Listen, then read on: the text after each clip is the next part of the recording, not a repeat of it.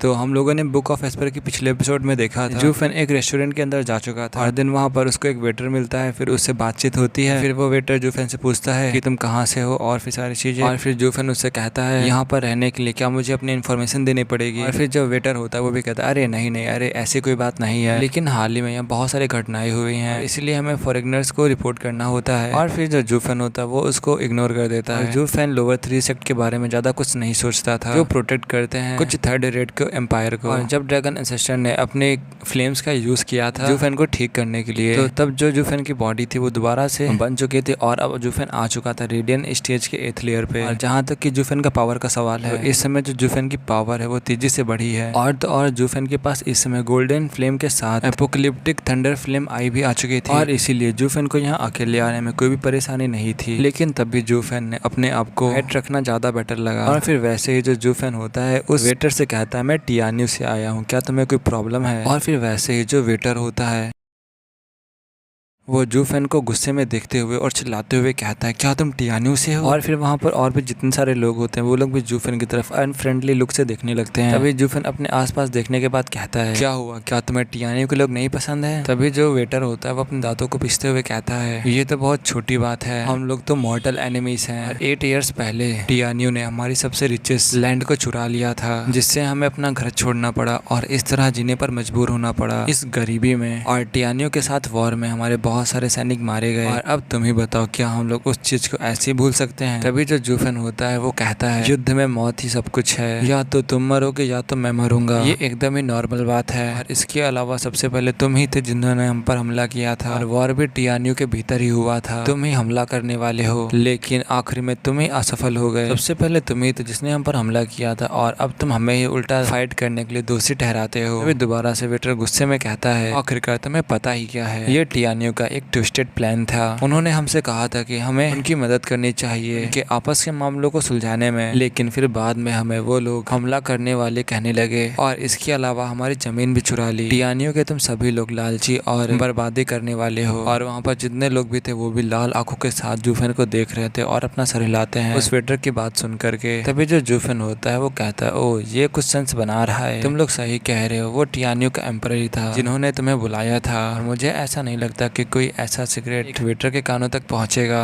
और ये एक प्लान हो सकता है क्वांगरॉन के एम्परर का अपने गद्दी को बचाने के लिए। लेकिन ये सच है, मेरे पास इसके अलावा मना करने के लिए कुछ है भी नहीं, लेकिन ये लीडरशिप के द्वारा तय किया गया था, और उस चीज से जो टियान्यू के लोग थे वो पूरी तरीके से असहमत थे, और जो वो एम्परर था वो हार चुका था, इसीलिए तुम्हारे साथ किए गए वादे को पूरा नहीं कर सकता था। और इसके विपरीत जिन दुश्मनों ने उन दोनों से लड़ाई की थी तो उसने सत्ता हथिया ली और तुमसे हिसाब करने के लिए आ गए, क्योंकि उनका तुमसे कोई सौदा नहीं था, और इसीलिए उनके दुश्मनों ने साफ तौर पर तुम्हारा इस्तेमाल किया। तभी वेटर कहता है इससे क्या ही फर्क पड़ता है, हम बस इतना जानते हैं कि टियान्यू ने हमें चीट किया था। तभी जूफेन कहता है नहीं नहीं, टियान्यू में कई फैक्शंस हैं, और अगर तुम एक साइड जाओगे तो जो दूसरे फैक्शंस होंगे वो तुम्हारे दुश्मन बन जाएंगे, और अगर तुम उस साइड में रह करके हार जाते हो तो इसका मतलब ये है कि तुमने गलत घोड़े का इस्तेमाल किया। ये टियान्यू के लोगों के कैरेक्टर का मामला नहीं है, और तो और उनके लिए तुम उनके दुश्मनों के सहायक की तरह लग रहे थे जो उन्हें मारने आए थे, और इसके लिए केवल आपके एम्परर और उनकी गलत सोच ही जिम्मेदार है जो किसी दूसरे एम्पायर के काम काज को समझने में उलझ जाती है। और इसके अलावा कमजोर सैनिकों के साथ घर पर रहकर उनकी रक्षा करना सबसे अच्छा है, फिर अटैक करके चीजों को भड़काना क्यों। वैसे वेटर कहता है अपना मुंह बंद करो, और फिर चिल्लाते हुए कहता है जो हमारा एम्परर है वो सबसे अच्छा है, हमारी जमीनें खोने के बाद भी उन्होंने हमें कैपिटल में रखना चुना, हमारा कमांडर दुनिया में सबसे अच्छा है, अपने लोगों के प्रति दयालु और अनडिफीटेबल। तभी जूफेन एक अलग एक्सप्रेशन के साथ कहता है क्या सबसे बेस्ट एम्परर, हाँ हाँ हाँ, उसने तुम्हारी लैंड को खो दिया और तुम लोग कहते हो उसने तुम्हें कुछ टुकड़े देकर अच्छा किया। और वैसे तुम ही लोग बताओ क्या ये करना उसका कर्तव्य नहीं है, और अगर वो ये भी नहीं करता तो वो एक एम्परर के रूप में असफल हो जाएगा। और तुम लोग क्या कह रहे हो, तौबा टियान्सिन कोई बुरा आदमी नहीं है, लेकिन इस समय अनडिफीट होना थोड़ा मुश्किल है, कम से कम टियान्यू में वह पूरी तरीके से हार गया, वरना कोई बिना घर के कैसे रह सकता है। और इस जूफेन की तीखी आवाज ने उस लड़के को अंदर तक झकझोर दिया। वेटर और आसपास के लोग गुस्से से पागल हो गए और आखिर में वेटर ने दहाड़ते हुए कहा, तुम हमारे कमांडर और एम्परर को बदनाम करने की कोशिश कर रहे हो। तुम यहाँ से जिंदा नहीं निकलोगे। यानियों के आदमी, हम लोग तुम्हें मार डालेंगे। हर कोई खड़ा हो गया और जूफेन को देखते हुए अपने ब्लड लस्ट को निकाल लिया और जूफेन की तरफ आगे बढ़ने लगे। और इस समय जूफेन के पास जमाई लेने के अलावा और कोई बेहतर काम नहीं था। देन जूफेन जमाई लेने के बाद कहता है, इन कुछ बोन टेम्परिंग कल्टिवेटर्स के बीच में कुछ प्रोफाउंड हेवेंस कल्टिवेटर, और वैसे भी तुम सभी लोग रेडियन स्टेज के 8th लेयर के कल्टिवेटर के सामने क्या ही कर सकते हो। और जब वो लोग सुनते हैं क्या रेडियन स्टेज एक्सपर्ट, तो वो सभी लोग रुक जाते हैं और आंखें फाड़ कर देखने लगते हैं। और देन वो सभी लोग अपने मन में कहते हैं, हम बहुत ज्यादा ही अधिक इम्पल्सिव हो रहे थे और बहाव के साथ ज्यादा ही बह गए। और इस समय जो वेटर था उसने तो पसीना बहाना शुरू कर दिया था। इस समय वो जूफिन के सामने एक पत्ते की तरह कांप रहा था। और इस समय वो आंसू बहाने की कगार पर था। और फिर वो अपने मन में कहता है, आखिरकार मुझ में क्या गलत है। कम से कम उससे बात करने से पहले मुझे उसका स्टेज जान लेना चाहिए था। और अब जाके उसे एहसास हुआ कि उसकी बोन टेम्परिंग कल्टीवेशन उसके अंदर की सच्चाई को समझने के लिए पर्याप्त नहीं थी। ये इस बात का स्पष्ट संकेत था दूसरे का स्टेज कहीं ज्यादा ऊपर है। और इस समय वहाँ पर रेस्टोरेंट के अंदर सभी लोग रुक चुके थे और सभी लोग ही अपने आप को और जूफेन को नाप रहे थे। और फिर वो लोग अपने मन में कहते हैं, हम लोग इसे बिल्कुल भी छू नहीं सकते। और फिर वैसे उन सबको वहाँ पर खड़ा हुआ देखकर जो जूफेन होता है वो कहता है, आखिरकार तुम सभी लोग रुक क्यों गए? क्या तुम सभी लोग मुझे मारना नहीं चाहते हो? तभी वहाँ पर सभी लोग अपना सर हिलाते हैं और कहते हैं, नहीं नहीं नहीं, बिल्कुल भी नहीं। और इस समय उन जैसा कोई आदमी जूफेन के ऊपर अटैक नहीं कर सकता। अगर करेगा तो वो कुचल दिया जाएगा। इसलिए वो लोग पीछे हट रहे थे। तभी जूफेन कहता है, मैं सोच रहा था कि क्वांगरोन का एम्परर इतना ज्यादा इम्पल्सिव क्यों है। और अब मैं जाके रीजन देख पा रहा हूँ, क्योंकि जो यहाँ के आदमी है वो बिना कुछ सोचे समझे हमला करने के लिए जाने लगते हैं। ये बहादुरी और वीरता की तरह लग सकता है, लेकिन ये किसी को बेवकूफ कहने का शानदार तरीका है। और हमला करने से पहले तुम सभी लोगों को अपने सर को मजबूत कर लेना चाहिए। खैर मुझे लगता है कि तुम लोगों ने सैकड़ों माइल्स और स्क्वायर्स खो दिया है। और ये कह करके जूफेन हंसने लगता है। और जूफेन का ये मजाक सबके फिसों को लाल कर दिया था। जूफेन ने पहले तो अपना बचाव किया, लेकिन अब वो खुले आम उनके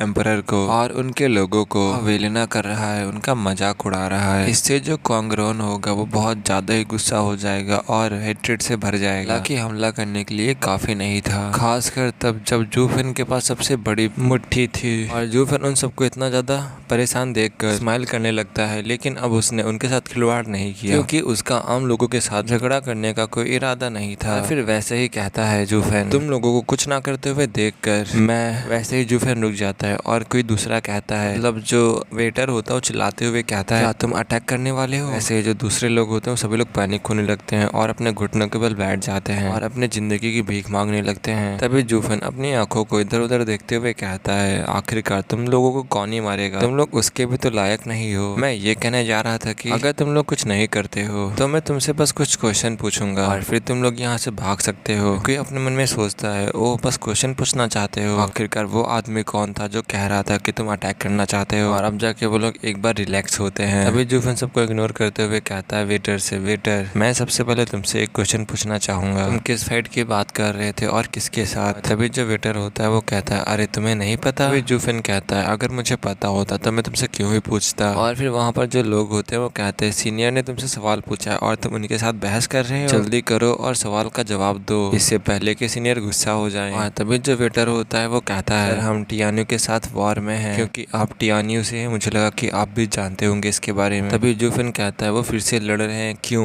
कब से? वेटर कहता है, लगभग 1 महीने पहले। अफवाहें ये हैं कि मैजेस्टी को फुल सपोर्ट मिल रहा है फ्रॉम द गार्डियन सेक्ट्स और उन्होंने वापस अपनी जमीन लेने की कसम खाई है। और अब मैजेस्टी अपने 8 साल पुरानी गलती को ठीक करना चाहते हैं और इसीलिए टियानियो के जासूसों को रोकने के लिए ऑर्डर्स पे मार्शियल लॉ को प्लेस कर दिया गया है। और फिर वैसे ही जो वेटर होता है वो कुछ सोचने लगता है। तभी जो जूफेन होता है वो कहता है, तुम परेशान ना हो, मैं कोई स्पाई नहीं हूँ। फिर वैसे जो जूफेन होता है वो ध्यान से सोचने लगता है, सोचते हुए कहता है, ये एक गंभीर समस्या है। मैंने लुवो क्लैन की शक्ति देखी है, कांगरन के पास टियानियो पर हमला करने की ताकत नहीं थी। इसके अलावा क्या बीस्ट टाइमिंग सेक्ट उसे पूरी तरीके से सपोर्ट कर रहा है? हाँ, ये केवल एक सिर्फ सेक्ट है, जबकि दूसरे को 3 मदद कर रहे हैं। जब तक कि यहाँ कुछ गड़बड़ ना हो, और शायद कुछ तो वहाँ पे गड़बड़ चल रहा है, तभी ऐसा हो सकता है। और या फिर क्या ऐसा हो सकता है कि हायर पावर्स ने कुछ गड़बड़ी की हो या फिर कोई डील की हो। अभी जो वेटर होता है वो कहता है आखिरकार आप किसके बारे में बात कर रहे हो सर। जुफेन कहता है नहीं कुछ भी नहीं, इससे तुमसे कुछ लेना देना नहीं है और जो कॉन्गरॉन है वो बिल्कुल भी नहीं जीतने वाला किसी भी केस में। और अभी भी कुछ ऐसा है जिसे मैं जानना चाहता हूँ। देन हंसते हुए कहता है हाँ क्या आप लोगों के पास कोई ब्यूटीफुल सीनरी है जो कि बहुत ज्यादा ही खूबसूरत हो। फिर वैसे वो लोग भी कहते हैं क्या सीनरी। अभी वो लोग कहते हैं सर जो कॉन्गरॉन है वो टियानो के जैसा नहीं है, इसके पास ग्रेट लैंड्स और अच्छी सीनरीज हो, हम लोग बैरन हैं। तो आखिरकार वैसी जगह यहाँ पर कैसे हो सकती है। और अगर तुम कोई अच्छी जगह ढूंढना चाहते हो और अच्छी सीनरीज को देखना चाहते हो तो तुम्हारे लिए बेटर जगह वो टियानी हुई होगी, उनके पास कहीं अच्छी सीनरीज है। यहाँ से ये वाला एपिसोड यहीं पे खत्म होता है। अब वीडियो डायरेक्ट कल ही आएगी। और आज वीडियो छोटी होने का रीजन ये है कि मेरा जो सर था वो बहुत ज्यादा ही दर्द कर रहा था और इसीलिए मैंने बस 2 मिनट के लिए अपनी आंखें बंद की, लेकिन मुझे पता ही नहीं चला कि कब मैं सो गया। तो फिर मैं उठा 1 घंटे के बाद। तुम लोग भी मेरी वॉइस में डिफरेंस देख पा रहे होगे। 4 मिनट 20 सेकंड के बाद हल्का हल्का तुमको भी लग रहा होगा कि हाँ ये सो कर उठा है। तो अब कल मिलते हैं नेक्स्ट एपिसोड में।